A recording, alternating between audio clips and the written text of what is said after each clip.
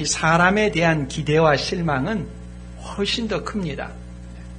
오랜 시간 동안 자기 인생의 어떤 스승으로 삼고 따랐는데 어느 순간 그 기대가 무너졌을 때 그때의 충격은 훨씬 더 클 수밖에 없습니다. 또한 자기의 어떤 평생 신념, 가치관, 이념을 위해서 살아왔는데 그와 같은 것들이 근본 가치가 무너질 때도 큰 충격을 받기 마련입니다. 시편 기자는 터가 무너지면 의인이 무엇을 할꼬? 라고 탄식했습니다. 지진으로 삶의 터전이 무너지듯이 믿음의 근간이 무너져 보이는 때가 있습니다.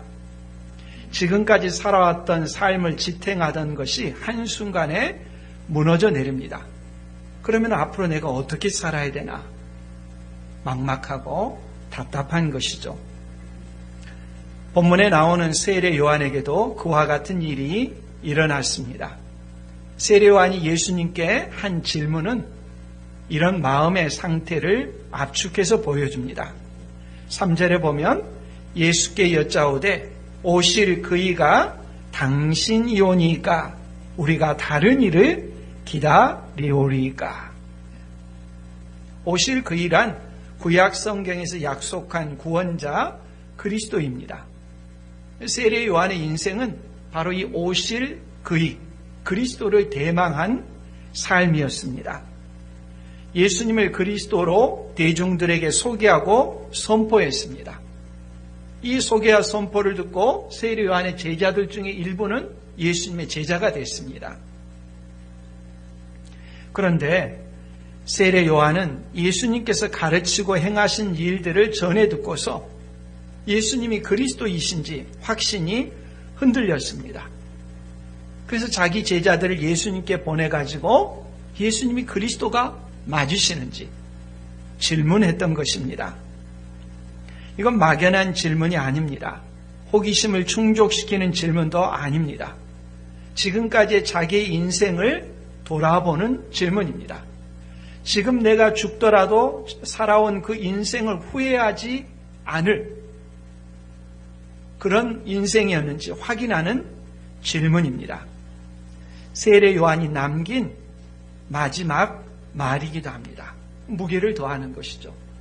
내가 지금까지 믿고 신뢰하고 살았던 그분 예수가 그리스도이시냐? 이것을 마지막에 내가 붙잡아야 되는 그런 핵심적인 질문이죠.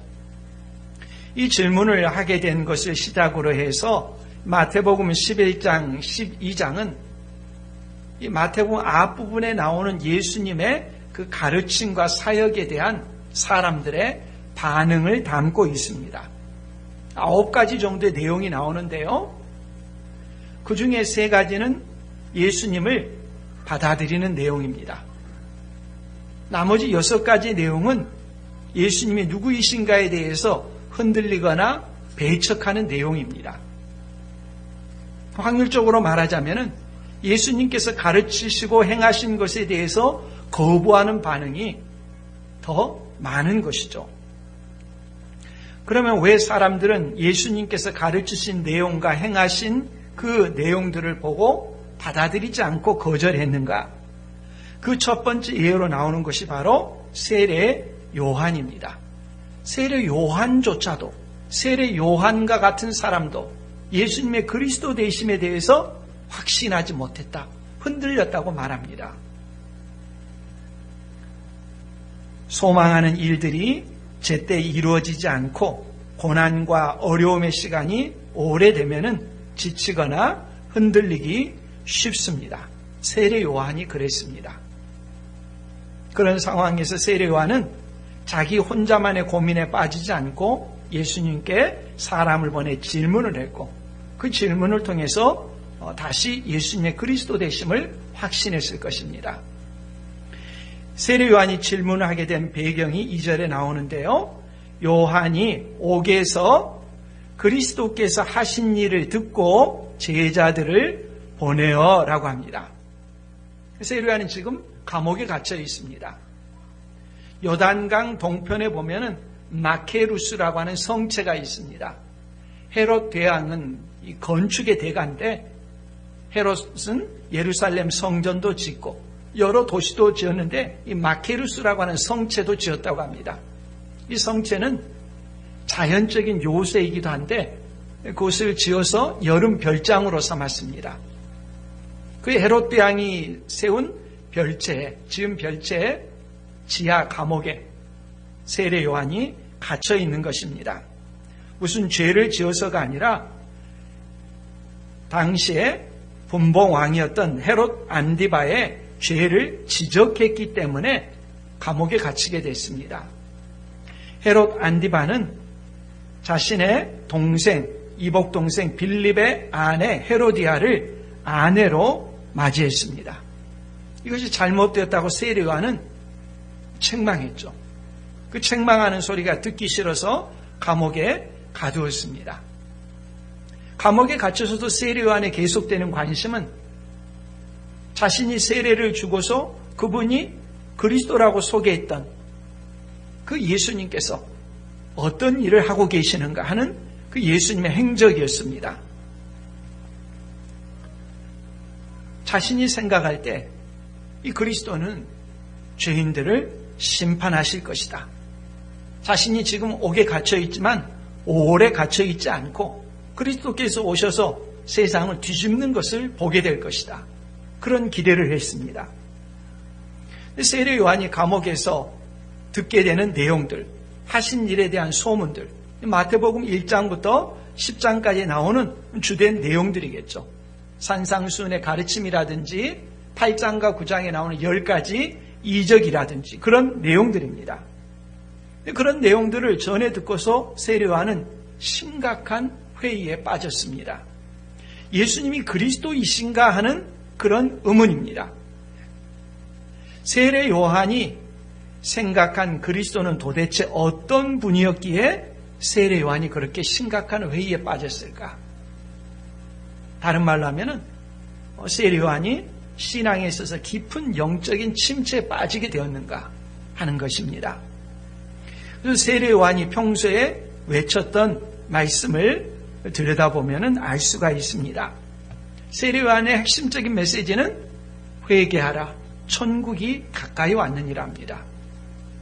천국이 가까이 오면 어떤 일이 일어날까요?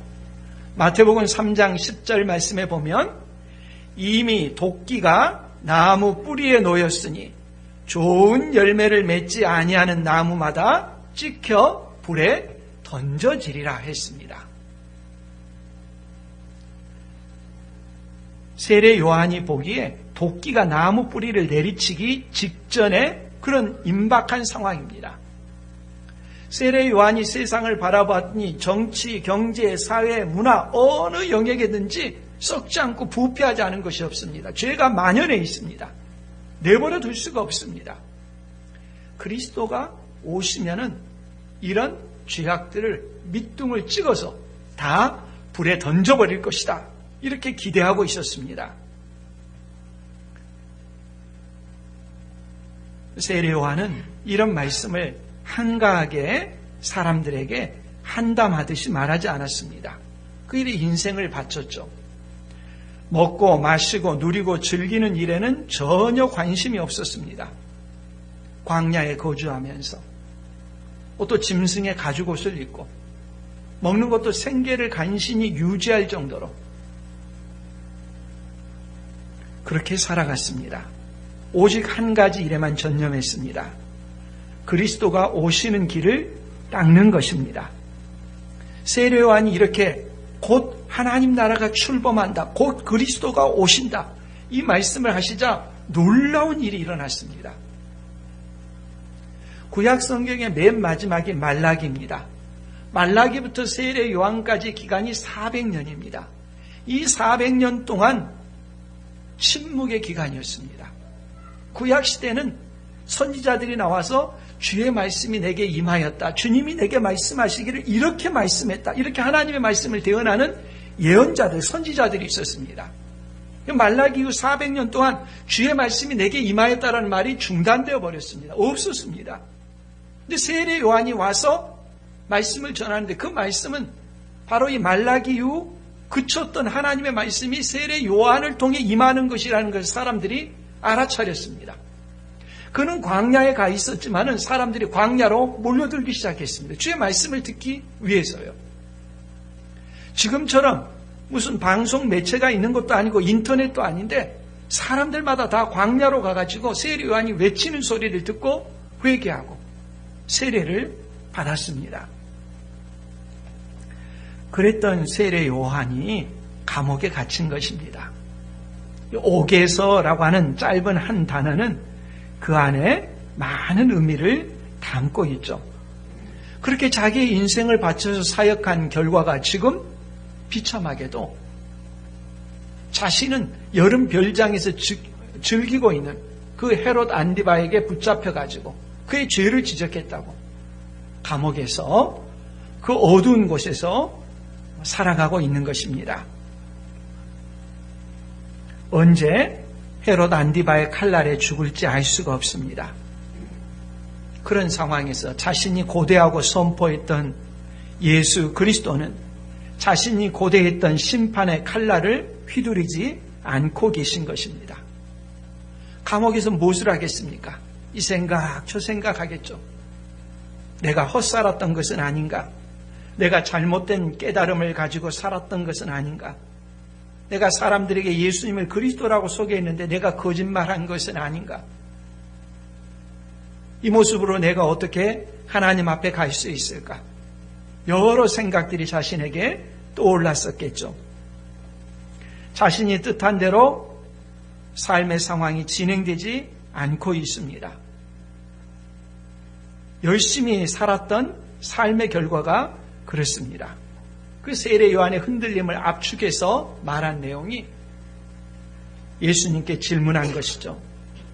예수께서 그리스도가 맞는지 말해달라는 것입니다. 세례 요한의 그런 흔들림과 영적인 침체는 오늘 우리들에게도 다르지 않습니다. 자신의 나름대로 열심히 신앙의 삶을 살아갑니다. 그런 열심히 있는 삶에도 불구하고 삶의 변화는 너무도 미미합니다. 언제까지 지금과 같은 삶이 계속돼야 되는지 알 수가 없습니다. 수없이 질문해도 처지와 형편은 나아질 기미가 보이지 않습니다. 오히려 건강은 나빠져 갈 수 있겠고요. 직장에서는 은퇴할 시간이 다가오거나 미래를 보장받지 못하는 상황처럼 보이고요. 세상은 호락호락하지 않습니다. 더 나빠지면 더 나빠지지 좋아질 가망이 전혀 없어 보입니다. 그럴 때 우리는 질문하게 되죠.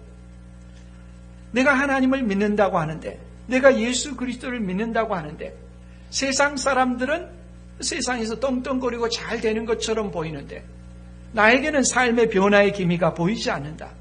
내가 과연 믿고 있는 신앙이 바른 것인가? 내가 바로 믿고 있는 것인가? 스스로에게 질문을 할 수 있겠죠. 세례 요한이 이 상황에서 잘한 것은 혼자만의 생각에 젖어 체념하지 않은 것입니다. 제자들을 예수님께 보내서 물어보았습니다. 마태복음 10장까지 이 내용을 토대로 해서 예수님께서는 그리스도가 맞는지 물어본 것입니다. 만일에 예수님이 그리스도이시라면 왜 정의가 집행되지 않고 세상에서 그 거짓말을 뻔뻔하게 하는 사람들, 증거를 다 자기가 없애버리고 나서 정황상 분명히 잘못한 것이 맞는데도 증거가 없다고 뻔뻔하게 말하면서 그런 죄를 짓지 않았다고 말하는 그런 텔레비전에 비치는 사람들 얼마나 많이 있습니까? 그런 세상을 바라보면서 어떻게 이럴 수가 있는가? 정의가 살아있는가? 하나님이 살아계시다면 어떻게 이런 일이 가능한가? 그런 질문을 던질 수밖에 없죠. 세례 요한의 제자들이 예수님께 가서 세례 요한의 질문을 그대로 전했습니다. 오실 그이가 당신이 오니까 우리가 다른 일을 기다리오리까? 자기 인생을 담은 질문이죠. 사람들 가운데는 이 본문을 다르게 해석하는 분도 있습니다. 세례 요한처럼 위대한 사람이 예수님이 그리스도이신지를 모를 리가 없다, 흔들렸을 리가 없다 하는 거죠. 세례 요한이 이 질문을 하는 것은 자신이 흔들려서가 아니라 밖에 있는 제자들이 흔들리니까 그들을 위해서 예수님께 이 질문을 던지게 하고 예수님으로부터 확신을 얻게 하기 위해서 세례 요한이 제자들을 배려한 질문이다, 이렇게 말하는 분들도 있습니다. 그러나 예수님께서 4절에 보면 듣고 보는 것을 세례 요한에게 알리라고 했습니다. 이 세례 요한이 흔들리기 때문에 세례 요한에게 알리라고 하신 것이겠지. 제자들의 흔들림은 물론 있을 수 있지만 분명한 것은 세례 요한 자신이 흔들렸던 것이죠. 예수님은 그리스도이신가? 이 질문을 받고 예수님께서는 자신이 그리스도이시라는 것을 어떻게 보여줘야겠습니까? 예수님의 답은 5절 말씀에 보면 맹인이 보며 못 걷는 사람이 걸으며 나병 환자가 깨끗함을 받으며 못 듣는 자가 들으며 죽은 자가 살아나며 가난한 자에게 복음이 전파된다 하라. 우리가 마태복음 8장 9장에 나오는 예수님의 치유 이적 10가지를 하면서 이런 내용들을 이미 살펴봤습니다. 예수님의 대답은, 예수님이 그리스도이신지의 대답은 구약 성경에 나온 그리스도께서 오시면 이런 일을 할 것이라고 한 내용이 그대로 예수님을 통해서 성취되고 있는지 확인해 보라는 것입니다. 이사야 35장 5, 6절 말씀에 보면 그리스도가 오셔서 어떤 일을 할 것인지를 말씀합니다. 그때에 그리스도께서 오시면은 맹인의 눈이 밝을 것이며 못 듣는 사람의 귀가 열릴 것이며 그때에 저는 자는 사슴같이 뛸 것이며 말 못하는 자의 혀는 노래하리니 이는 광야에서 물이 솟겠고 사막에서 시내가 흐를 것이니라. 예수님을 통해서 이루어졌다는 거죠. 마태복음 8, 9장의 내용입니다. 또한 이사야 61장 1절에 보면 주 여호와의 영이 내게 내리셨으니 이는 여호와께서 내게 기름을 부으사 가난한 자에게 아름다운 소식을 전하게 하려 하심이라. 가난한 자에게 복음이 전파된다. 이사야 61장 1절에 나오는 가난한 자에게 아름다운 소식을 전하게 하려 하심이라. 그 말씀의 성취라는 거죠. 예수님께서 누가복음에 보면 누가복음 4장에서 예수님의 고향인 나사렛 회당에 들어가서 제일 먼저 인용해서 선포한 내용이 바로 이사야 61장 말씀을 펴고 사람들에게 읽고 성취되었다고 선포하신 것이었죠. 흔히 나사렛 선언이라고 합니다. 그리스도가 누구이신가? 세례 요한은 고민했습니다. 그 고민은 어디에서 비롯된 것입니까? 자기가 생각했던 그리스도입니다. 그리스도가 오시면 이런 일을 할 것이라고 자기 생각을 기준으로 해서 왜 그 생각대로 하지 않느냐라고 고민을 했었죠. 예수님의 대답은 성경에는 뭐라고 써 있느냐, 성경에 기록된 그 내용을 예수님께서 하고 계시느냐, 그걸 살펴보라는 것입니다. 그리스도는 누구이신가에 대해서 자기 생각에서 답을 찾지 않아야 합니다. 세례 요한이 기대했던 그리스도는 당장 죄에 대해서 이 땅에서 심판하시는 분이었습니다. 도끼로 나무를 찍듯이 세상의 악한 자들을 단번에 심판하는 그런 분이었습니다. 헤롯 안디바가 죄를 지었을 때 죄를 죄라고 책망했는데 책망한 자신을 감옥에 가뒀습니다. 그런 못된 헤롯 안디바를 당장에 심판하는 분, 그런 분이 그리스도라고 생각을 했습니다. 그런 식의 생각을 하는 분들이 오늘날도 많이 있죠. 하나님께서 살아계시다면 어떻게 세상에 저렇게 악한 사람들, 김정은 3부자 같은 사람들을 내버려 둘 수가 있느냐? 심판해야 되지 않느냐? 자기가 생각한 신관이죠. 그리스도가 누구이신가에 대한 예수님의 대답은 하나님께서 보내주시겠다고 한 그리스도가 어떤 분인지 성경에 기록된 대로 확인해 보라는 것입니다. 그리고 그 기록된 대로 성취되었느냐 하는 것입니다. 그리스도에 대한 자기 방식의 이해가 아니라 성경대로 알아야 됩니다.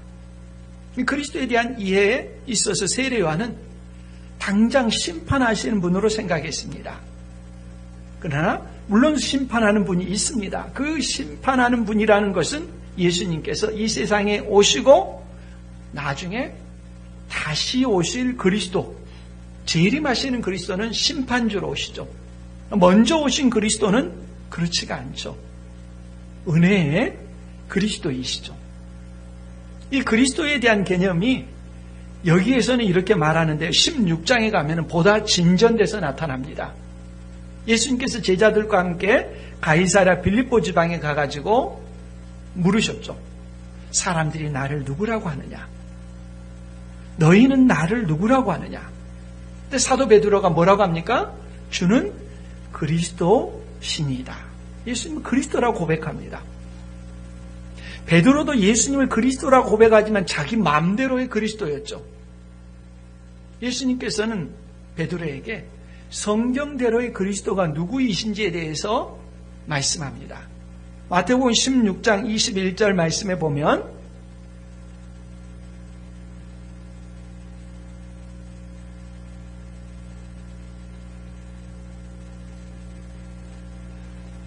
이때로부터 예수 그리스도께서 자기가 예루살렘에 올라가 장로들과 대제사장들과 서기관들에게 그 다음 뭐라고 합니까?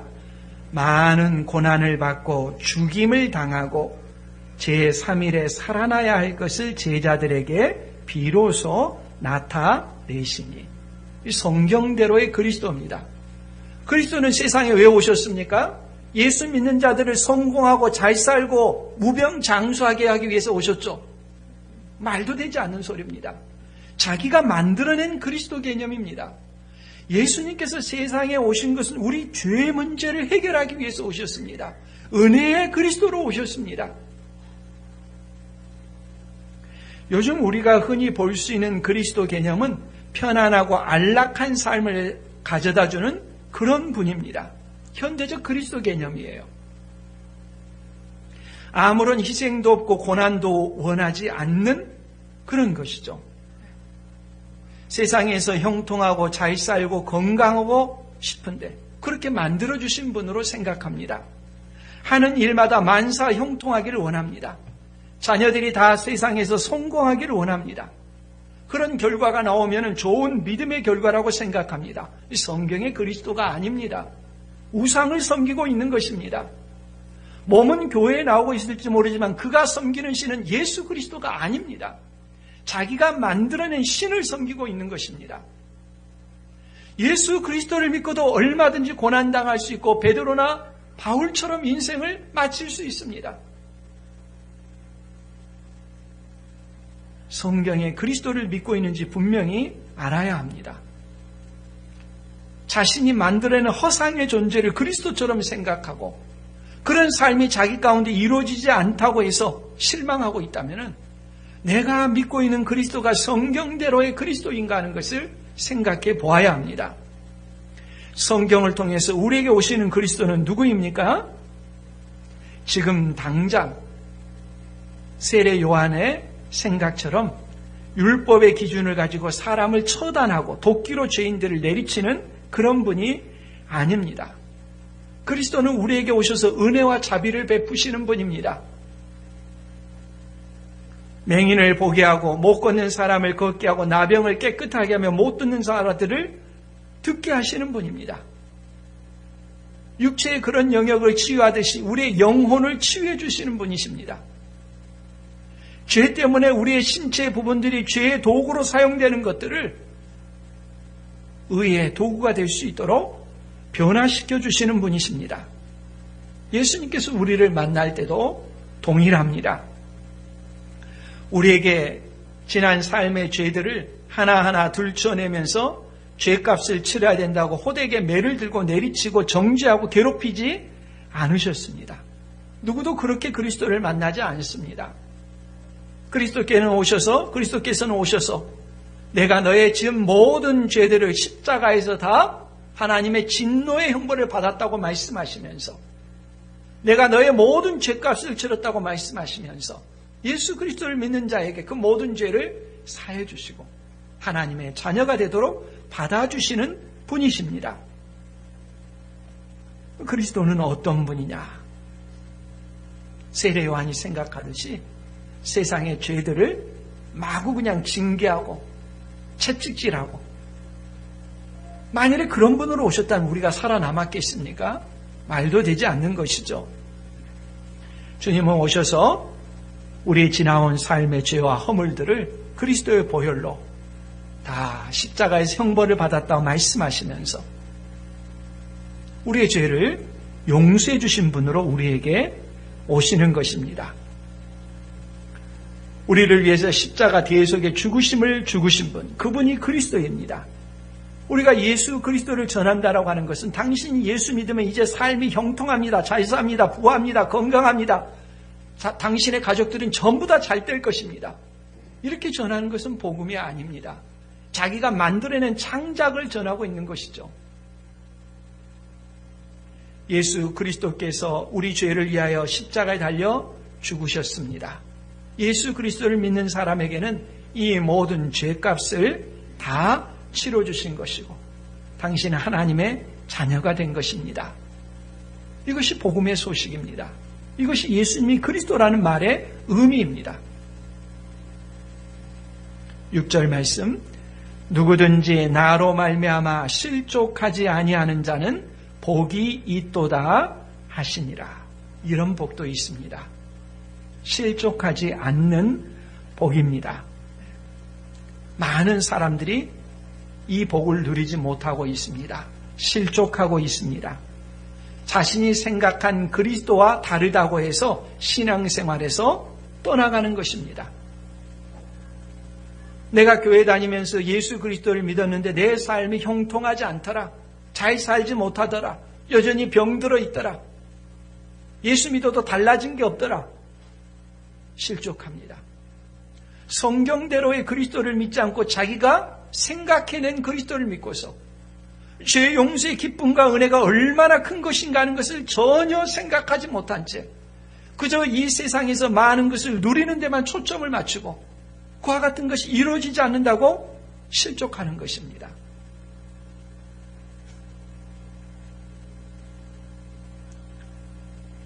만일 정의의 기준으로 심판을 해야 된다면 자기 자신부터 심판을 받아야 될 텐데 자기 자신에게는 깍지를 씌우고 다른 사람들을 심판하기를 요구하는 목소리가 얼마나 많이 있습니까? 상대적으로 자기 자신은 다른 사람의 드러난 죄에 비해서 더 낫다고 여기는데 정말 그럴까요? 주님의 말씀의 기준으로 한 사람 한 사람 들춰내기 시작하면요, 누구도 떳떳하게 고개를 들을 수 있는 사람 도무지 없습니다. 도무지 없습니다. 그리스도의 은혜와 자비하심, 죄인들에 대한 오래 참음, 주님이 다른 죄인들을 향해서 오래 참는 것에 대해서 우리가 실족하지 않아야 됩니다. 그 사람에 대해서 주님께서 오래 참으셨던 것처럼 우리 자신에 대해서도 주님이 오래 참으셨기 때문에 우리가 심판을 받고 이 세상에서 사라지는 것이 아니라 영원한 지옥에 가는 것이 아니라 그리스도를 믿을 수 있는 은혜와 특권을 누렸던 것입니다. 그러면 어떻게 우리가 이런 영적인 침체에서 벗어날 수 있을까요? 첫 번째는 우리가 생각하는 그리스도 개념이 아니라 성경이 말씀하는 대로의 그리스도가 맞는지 확인하는 것이라고 했습니다. 세례 요한이 영적인 침체에서 벗어나기 위해서 자기 제자들을 그리스도께 보냈고 그리스도께서는 성경이 말하는 대로의 그리스도이심을 알려주셨습니다. 그리고 나중에는 훨씬 더 명백한 증거로서 십자가에 달려 죽고 부활하신 분으로서의 드러나는 증거로서 확증해 주시겠죠. 영적 침체에서 벗어나는 두 번째는 예수님께서 의심하고 흔들리는 나를 아신다는 사실을 깨닫는 것입니다. 비록 세례 요한이 영적 침체 가운데 빠져 있고 의심으로 흔들리고 있더라도 예수님은 그런 세례 요한의 중심을 아십니다. 사람은 누구나 영적인 기복이 있기 마련입니다. 항상 성령 충만하지 못합니다. 한때는 높은 산과 같은 정상에 오르다가도 금방 급강하에서 저 밑에 계곡에 처해 있습니다. 엘리야 같은 사람이 대표적입니다. 구약시대 보면은 아하방 시대에 갑작스럽게 바알을 섬기는 바알 숭배가 널리 퍼졌죠. 자신의 말이 아니려면 그 땅에 비가 없으리라고 말했더니 3년 6개월 동안 비가 내리지 않았습니다. 갑자기 등장해가지고는 바알을 섬기는 제사장들을 갈멜산으로 오라고 해서 제물에다 놓고 기도해가지고 어떤 신이 불로서 응답하는지 보자고, 그 신이 참 신이라고 대결을 제안했죠. 온 백성들이 모여서 이 대결을 했는데 바알을 섬기는 선지자들이 구술하고 생쇼를 해도 전혀 변화가 일어나지 않았습니다. 그러나 엘리야는 제단에 제물을 놓고 오히려 거기에다가 양동이에 물을 받아서 계속 부었습니다. 축축하게 적게 하고 나서 하나님 앞에 기도했더니 바로 불로서 응답해 주셨습니다. 이스라엘에 대영적인 부흥이 일어날 줄 알았더니 사람들은 여전히 우상숭배에서 떠나지 않았습니다. 도리어 이세벨 왕비가 자신을 잡아 죽이려고 했습니다. 그러자 크게 낙심하고 실망하면서 신의 산을 향해서 떠나갑니다. 그리고 하나님 앞에 기도하죠. 나를 죽이십시오. 내가 이 꼴 보려고 살아갑니까? 따졌죠.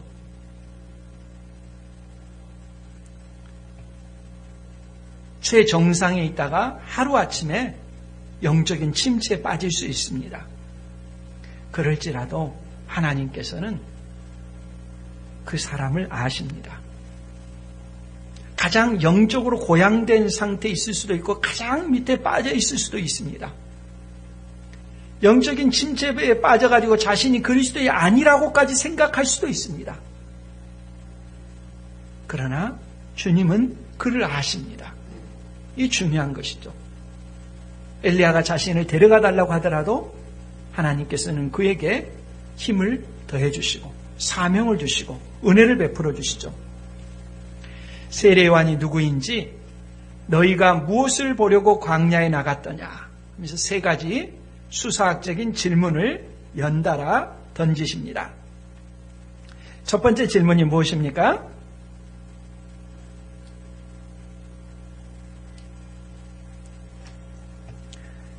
바람에 흔들리는 갈대냐 이렇게 물어보십니다.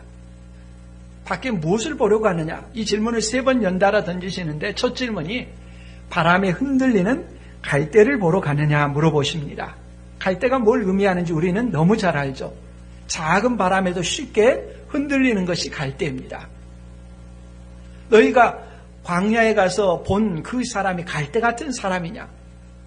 여론에 이 말하면은 이 말이 흔들리고 저 말하면 저 말에 흔들리고 그런 식의 지조 없고 줏대 없는 사람을 보러 갔느냐? 아니라는 거죠. 지금 세례 요한이 영적인 침체에 있다고 하더라도 침체의 시기를 가지고서 그 사람 전체를 판단하지 말아야 된다는 거죠. 얼마나 놀라운 은혜의 말씀인지 모릅니다. 우리는 살아가면서 그런 침체의 시기에 젖어들 때가 있습니다. 그것을 가지고 그 사람을 매도하지 않습니다. 야구를 보시는 분들은 아시겠지만 선수가 슬럼프에 빠질 때가 있어요. 잠시 슬럼프에 빠지면 당장 댓글이 달리기 시작합니다. 빼라고, 2군으로 보내라고, 선수 그만두라고 막 그냥 그런 말들이 쏟아져 나오죠. 하나님은 그렇게 사람을 대하지 않는다는 거죠. 그 사람이 가장 힘들고 어려운 시기에 있다고 해서 그걸 기준으로 해서 사람을 판단하지 않는다는 거죠. 두 번째는 8절에 부드러운 옷 입은 사람이냐. 부드러운 옷 입은 사람들은 왕궁에 있느니라. 요한은 호의호식하는 인생을 목적으로 사는 사람이 아니었다고 하는 것을 아십니다. 잘 먹고 잘 사는 것을 인생의 목적으로 삼는 사람이라면 인간관계를 중요하게 여기겠죠. 권력자에게는 아부하고 돈과 권력을 가질 수 있는 기회는 절대 놓치지 않으려고 할 것입니다. 그러나 세례 요한은 권력자에게 아부하려고 왕의 비유를 맞추려고 아첨하는 사람이 아니었습니다. 헤롯 안디바가 잘못했을 때 잘못했다고 과감하게 지적했습니다. 죄를 죄라고 말했습니다. 하나님만을 두려워했습니다. 사람을 두려워하지 않았습니다. 그래서 옥에 갇혀 있는 중이죠. 세례 요한이 누구인가 하는 것을 아신다는 것입니다. 세 번째 질문은 9절에 선지자를 보기 위함이었더냐? 뭐라고 답하십니까? 선지자를 보기 위함이었더냐? 옳다고 합니다. 선지자라고 합니다. 중요한 것은 그렇다면 세례 요한은 어떤 선지자냐 하는 것입니다. 어떤 선지자인가를 말하기 위해서 선지자보다 더 나은 자라고 말씀합니다. 선지자는 선지자인데 선지자보다 더 낫다. 뭐가 더 낫다는 걸까요? 말라기 말씀을 인용해서 10절에 기록된 바 보라 내가 내 사자를 내 앞에 보내노니 그가 내 길을 내 앞에 준비하리라 하신 것이 이 사람에 대한 말씀이니라. 더 나은 선지자라고 하는데 더 나은 선지자는 어떤 선지자일까? 말라기가 예언한 선지자라는 것입니다. 말라기가 예언한 선지자는 어떤 선지자냐? 그리스도가 오실 때 그리스도 앞에서 선구자로서 그리스도가 오신다고 외치는 전령의 역할을 하는 사람입니다. 옛날에는 왕이 행진을 하게 되면 왕만 그냥 갑니까? 결코 그렇게 가지 않습니다. 왕 앞에서 전령이 가면서 물러거라 하면서 외치죠. 물러거라 하면은 사람들은 다 보이지 않는 곳으로 사라지거나 그 자리에 납작 엎드려야 됐습니다. 마찬가지로 그리스도가 오실 때 왕으로 오시는 분이기 때문에 그 앞서서 전령처럼 외치는 자가 필요합니다. 그 선지자 역할을 할 사람을 말라기가 예언을 했는데 바로 그 당사자가 세례 요한이다라는 말씀입니다. 말라기 선지자가 말했던 그리스도가 오기 전에 전령으로서 역할을 할 사람, 그 사람을 하나님께서 보내주실 것이다 라고 했는데 전통적으로 그 사람을 사람들은 누구라고 기대했냐면 엘리야라고 기대를 했습니다. 엘리야는 불병거를 타고 승천한 사람이지 않습니까? 구약 시대에 사람이 죽음 이후의 세계가 있다는 것을 알려주기 위해서 하나님께서는 이 에녹과 엘리야 두 사람을 이 세상에서 죽음을 보지 않고 바로 주님이 하나님 나라로 데려가셨습니다. 구약 성경에 나타나는 죽음 이후의 세계가 있다는 걸 보여주는 예지 않습니까? 전통적으로 이스라엘 백성은 구약 성경을 해석할 때 말라기 선지자가 예언한 그리스도 앞에 오시는 전령, 그리스도가 오신다고 외치는 전령은 바로 이 엘리야를 의미한다. 이렇게 해석해 왔습니다. 14절에 뭐라고 하십니까? 만일 너희가 즐겨 받을진대 오리라 한 엘리야가 곧 이 사람이니라. 말라기 선지자가 말했던 그리스도 앞에 오시는 와서 그리스도가 온다고 외치는 전령의 역할을 엘리야인 바로 이 세례 요한이 했다는 것입니다. 선지자보다 더 나은 자 이렇게 말하는 거죠. 11절 말씀에 보면 내가 진실로 너희에게 말하노니 여자가 낳은 자 중에 세례 요한보다 큰 이가 일어남이 없도다. 이 말씀은 세례 요한 자신의 개인적인 자질의 탁월성을 말하는 것이 아닐 것입니다. 이 말씀은 한 개인의 위대함보다 구원사의 흐름에 있어서 위치의 위대함을 말하는 것입니다. 선지자들이 하는 일이 뭡니까? 선지자들이 하는 그 메시지의 핵심은 장차 구원자가 오신다는 것을 멀리 내다보면서 외쳤습니다. 구원자가 오신다. 저 멀리서부터 아브라함 또 그 이전 시대부터서 계속해서 선지자가 그리스도가 오신다 외쳤는데 바로 직전에 외친 선지자가 있었습니다. 세례 요한이죠. 그런 의미에서 세례 요한은 다른 어떤 선지자보다도 위대한 특권을 누린 사람입니다. 멀리서 외치는 것이 아니라 바로 앞에서 외친 것 아닙니까? 그리스도에게 세례를 주기도 했습니다. 얼마나 위대한 특권입니까? 그러나 11절 후반부에 보면 그러나 천국에서는 극히 작은 자라도 그보다 크니라. 세례요한은 선지자보다 큰 자고 여자가 낳은 자 중에 가장 위대한 자지만은 천국에서는 가장 작은 자가 세례요한보다 더 크다는 것입니다. 그 차이는 어디에 있습니까? 시대의 차이입니다. 예수 그리스도를 전후해서 예수 그리스도가 오심으로 천국이 시작되었는데 예수 그리스도 이전에 가장 위대한 자라도 예수 그리스도 이후 새 시대에는 그 예수 그리스도 이후 새 시대에 가장 작은 자가 예수 그리스도 이전에 가장 위대한 자보다 더 크다는 것입니다. 이 시대의 차이입니다. 세례요한이 흔들렸던 것은 그림자를 보았기 때문에 흔들렸던 것이죠. 그래서 예수 그리스도 이후에는 예수님이 어떤 분인가 너무 잘 압니다. 예수님은 그리스도이십니다. 왜 그리스도냐? 우리 죄를 위해서 십자가에 달려 죽으시고 부활하신 분이라는 역사적인 증거가 성경 속에 분명히 기록되어 있고 그것을 우리가 바라보며 회고를 통해서 뒤돌아보기 때문에 너무도 잘 알죠. 그러나 예수 그리스도 이전에는 다가올 내용들, 미래를 내다보면서 생각하기 때문에 너무도 희미하죠. 말하자면 이런 것입니다. 지금부터 100년 후에 어떤 일이 일어날지 우리가 알 수 있습니까? 100년 후는커녕 내일 어떤 일이 일어날지 우리는 모릅니다. 그러니까 세례요한은 그림자죠. 그러나 우리가 뒤돌아보면은 전에 어떤 일이 있는가 하는 것은 너무 잘 압니다. 일어난 사건이니까요. 12절 내용은요, 해석이 다소 까다롭습니다. 먼저 읽어드립니다. 세례 요한의 때부터 지금까지 천국은 침노를 당하나니 침노하는 자는 빼앗느니라. 침노를 당하나니 침노하는 자, 이 두 단어가 핵심입니다. 이 두 단어를 어떻게 해석하느냐에 따라서 네 가지 해석이 가능합니다. 이미 한글 성경은 그 네 가지 중에 하나를 이렇게 택해서 번역을 한 것이 됩니다. 이 침노를 당하다라고 하는 것은요, 두 가지 형태로 두 가지 의미를 실제로 담고서 번역이 가능합니다. 하나는 긍정적인 의미고 하나는 부정적인 의미입니다. 긍정적인 의미로 번역을 하면은 전진한다, 그런 의미입니다.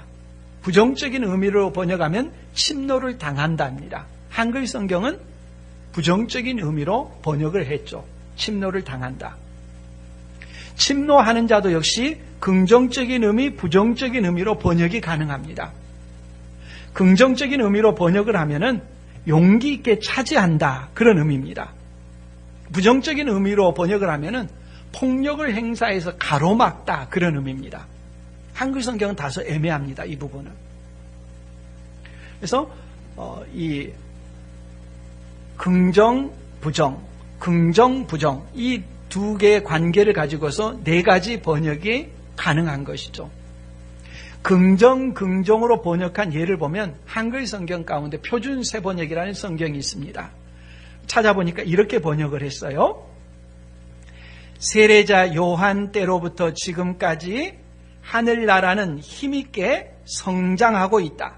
힘있는 사람들이 하늘나라를 차지할 것이다. 이렇게 번역을 했어요. 실제로 여러 책들을 읽어보면 이런 식으로 해석하는 분들이 꽤 있습니다. 하나님 나라가 힘있게 지금 성장해 오고 있다. 믿음을 가지고 하나님 나라로 전진하는 사람들은 그 하나님 나라에 들어가고 하나님 나라를 차지한다. 그러니까 열심히 하나님 나라로 들어가라, 이렇게 말씀하는 것이죠. 제가 영어 성경들을 여러 개를 찾아봤더니 영어 성경들은 대부분 부정으로 해석을 했습니다. 부정으로 해석한다는 것은 하나님 나라에 대해서 사람들 가운데 반대하는 세력들이 하나님 나라가 진전되는 것을 가로막고 있다는 것입니다. 하나님 나라가 침노당하고 있다는 표현인 것이죠. 오늘 말씀의 본문에는 이렇게 부정으로 번역하는 것이 더 타당하지 않는가 생각을 합니다. 이 말씀의 문맥은 왜 세례요한이 지금 감옥에 갇혀 있느냐는 것을 말하는 문맥이지 않습니까? 그렇게 위대한 세례요한인데 왜 감옥에 갇혀 있느냐? 그 이유는 하나님 나라의 진전을 가로막는 헤롯 안디바 같은 사람이 이 하나님 나라의 진전을 가로막고 하나님 나라를 외치는 자들을 핍박하고 박해하고 있다는 것입니다. 13절 말씀, 모든 선지자의 율법이 예언한 것은 요한까지니 했습니다. 선지자와 율법이 대망한 것은 그리스도의 오심이었습니다. 그리고 그 마지막 종지부를 찍는 것이 세례 요한입니다. 이제 예수님께서 오심으로 새 시대가 시작됩니다. 하나님 나라가 출범하기 시작한 것이죠. 지금 우리가 사는 시대는 이 세상 가운데 하나님 나라가 이미 출범하기 시작했습니다. 죄와 사망과 죽음이 부패한 이 세상 가운데 하나님의 생명을 입는 영생을 가진 자들이 그 속에서 살아가기 시작합니다. 부패한 세상의 모습을 보면서 하나님 나라의 생명력을 그곳에 이식하기 시작합니다. 예수 그리스도를 믿는 사람이 이 세상의 죄와 부패에 대항하고 세상을 변혁시키기 시작합니다. 세상을 한탄만 하는 것이 아니라 생명의 능력으로 도전하고 그것을 변화시키는 사명을 가진 사람들, 이 사람들이 그리스도인인 것이죠. 세례 요한은 아직 다가오는 이 실체를 제대로 알지 못했기 때문에 흔들렸습니다. 세례 요한은 마치 퍼즐 있지 않습니까? 막 그냥 원래 그림을 조각조각 내가지고 맞추는 퍼즐. 한 500조각, 500피스가 있다고 하면 세례 요한은 한 100가지 정도만 가지고 맞춰놓고 나머지를 상상했습니다. 자기 상상력으로 채웠죠. 우리는 이미 맞춰진 퍼즐, 예수 그리스도의 십자가를 가지고 있습니다. 우리는 다르죠. 예수 그리스도를 믿고 하나님의 자녀가 된 사람으로서 어떻게 이 세상 가운데 우리가 살아가도록 두신 삶의 자리에서 살아갈 것인가? 이것이 우리에게 남겨진 과업이죠. 그러므로 우리는 예수 그리스도가 누구이신가? 그리스도 개념에 대해서 분명하게 먼저 알아야 합니다. 예수 그리스도를 믿으면 모든 일들이 형통할 것이라고 여겼는데 삶의 처지와 형편이 계속 어렵고 힘들고 낙심이 됩니까? 세례 요한이 평생 거룩하게 살고자 했는데 감옥에 갇혀 있는 것처럼 힘들고 어려운 처지에 놓여 있습니까? 신앙에서 흔들리는 것이 아니라 내가 알고 있는 그리스도가 성경대로의 그리스도인지를 살펴보아야 합니다. 우리는 손쉽게 세상 가운데 정의가 행해져서 도끼를 들고 나무 뿌리를 찍으러 오는 그리스도가 우리 주변에 있는 모든 불의들을 다 제거할 것처럼 생각하기 쉽습니다. 예수님은 그렇게 세상에 오신 분이 아니라 세리와 죄인들의 친구로 오셨다고 말씀합니다. 상한 갈대를 꺾지 않으시고 꺼져가는 심지를 끄지 않으십니다. 세상에서는 악에 바쳐서 악 가운데 살아가는 사람들이 볼 때 이구동성으로 저 사람은 다 죽여야 된다, 처형해야 된다라고 할지라도 그의 생명을 살려두십니다. 왜 그렇습니까? 이 세상의 짧은 생에 비해서 그가 죽음 위에 가는 지옥은 영원한 곳입니다. 조금이라도 기회를 더 주시고 살 수 있는 길을 제공해 주시는 것이 하나님 아버지의 심정인 것이죠. 그 일을 위해서 예수님께서 세상에 오셔서 네가 살 길이 있다. 너의 죄를 대신해서 내가 십자가에 달려 죽었다. 나를 믿고 하나님의 자녀가 되라. 예수님이 외치는 음성이죠. 이 은혜를 힘입는 사람들은요, 예수님의 그리스도 되심을 바로 아는 사람들은 역시 세상을 살아갈 때 은혜의 원리로 살아갑니다. 다른 사람을 대할 때도 은혜의 원리로 살아갑니다. 우리가 살아갈 때 피해를 입는 경우들이 적지 않습니까? 나는 잘못한 것이 없는데 내가 다른 사람의 호의를 베풀어줬는데 그 호의를 갚기는커녕 오히려 훨씬 더 악한 상황으로 내게 대적하고 힘들게 하고 몰아내는 그런 상황들이 있을 수 있죠. 그럴 때 어떻게 대해야 됩니까? 은혜의 원리로 대해야 됩니다. 책망이나 정죄는 누구나 할 수 있습니다. 그걸 제일 잘하는 존재가 누구냐 하면 마귀입니다. 마귀는 고소하는 데 탁월합니다. 죄를 너무나 잘 지적해냅니다. 그리스도는 그것을 덮으시는 분입니다. 그리스도는 우리를 살리러 오셨습니다. 그리스도의 은혜를 힘입는 사람들은 누구나 지적질할 상황에서 은혜로 덮어줍니다. 사람을 살리는 것이 목적이기 때문입니다.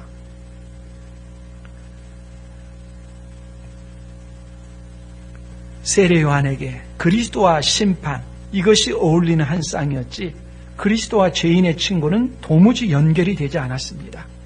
그러나 그리스도는 심판주로 오셨던 것이 아니라 다시 오실 때는 심판주로 오시지만 먼저 오실 때는 은혜의 주님으로 오셨습니다. 이걸 잊지 않아야 합니다. 또 한 가지 우리가 알아두어야 되는 것은 세례 요한이 그리스도와 심판주, 이걸 조합해가지고 그리스도와 세리와 죄인의 친구라는 것이 조합되지 않았던 그 충격만큼이나 컸던 충격의 조합이 있습니다. 그 조합은 무엇인가 하면 그리스도와 십자가라는 조합입니다. 오늘 우리는 너무도 자연스럽게 그리스도의 십자가 이렇게 말하지 않습니까? 책 제목도 있죠. 그리스도의 십자가. 예수님 당대의 사람들은 그리스도 십자가를 하나로 연결할 수가 없었습니다. 왜 그렇습니까? 신명기 21장 22, 23절에 보면 나무에 달린 자마다 하나님의 저주를 받은 자라고 그랬어요. 예수님은 십자가 나무에 달려 초형을 당했어요. 하나님의 저주를 받은 죽음이거든요. 그런데 하나님의 저주를 받아 죽은 예수를 그리스도라고 사람들이 믿고 따르니까 사도 바울이 화가 났죠. 예수 그리스도를 믿기 이전에 사도 바울이 화가 나가지고 예수를 그리스도라고 믿는 사람을 잡아다 처형하는 것, 이것이 하나님에 대한 충성이라고 여겼습니다. 다메섹 도상에서 부활하신 그리스도를 만났죠. 십자가에 달려 죽으셨던 예수 그리스도를 만났죠. 그때 깨달았죠. 나무에 달린 자는 하나님의 저주를 받은 것인데 그 저주는 누구를 위한 저주였느냐? 내 죄를 대신한 하나님의 진노의 저주를 받은 것이었다. 내 죄값을 처리하기 위한 하나님의 저주를 받은 죽음이었다 깨닫게 되죠. 그리스도와 십자가는 도무지 어울리지 않는 한 쌍이었습니다. 그러나 그리스도의 십자가가 한 쌍이 되면서 내가 살 길을 얻게 된 것입니다. 내가 살아가는 삶의 자리에서 다른 사람이 잘못한 것을 지적함으로 내가 살아가는 것이 상대적인 의를 나타내는 길이 아닙니다. 그 사람을 덮어주고 그 사람의 죄를 내가 함께 책임져주고, 이것이 그리스도인의 삶의 자리에서 살아가는 삶의 방식입니다. 오늘 우리들은 그리스도인과 만사 형통을 짝으로 여기고 그리스도인과 고난은 부조화로 여기는 경향이 있습니다. 그리스도인 가운데 고난을 당하지 않는 사람은 아무도 없습니다. 고난 때문에 예수 그리스도를 부정하거나 예수 그리스도를 떠나는 것처럼 어리석은 사람이 없습니다. 고난이 있다고 해서 예수 그리스도께서 자신을 모르시거나 버리셨다고 생각하지 않아야 합니다. 어떤 상황에서도 실족하지 않은 자가 복이 있습니다. 성경대로의 그리스도를 믿고 고난 중에도 그리스도를 바라보며 흔들리지 않는 우리 모두가 될 수 있기를 바랍니다.